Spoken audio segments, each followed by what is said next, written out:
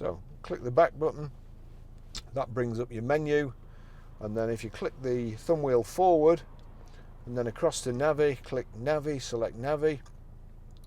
We'll just click on it again, and you've got at the bottom here, it brings your menu up, and you've got guide, traffic, position, destination. So we'll click on destination, address entry. At the bottom here, you've got map, country, town, street, number, start. At the bottom, the very bottom row, you've got back, postcode, centre, junction, POI, points of interest. So to postcode, click postcode. And then here, it's on the alphabet. So we're Grosvenor Garage, Chorley Road, Watneydale, Preston, PR.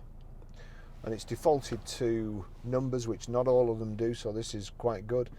PR5, 4, then back to, oh, now I need to go back because I just cocked that up. So if you do that, it goes back to the menu, but I need to go to J and then S. So Grosvenor Garage, Chorley Road, Watneydale, Preston, PR5, 4JS, click select, and then here you can either put a number in or just rotate the control to start. So please follow the road for 2 miles. So there you go, that's how you set the sat nav.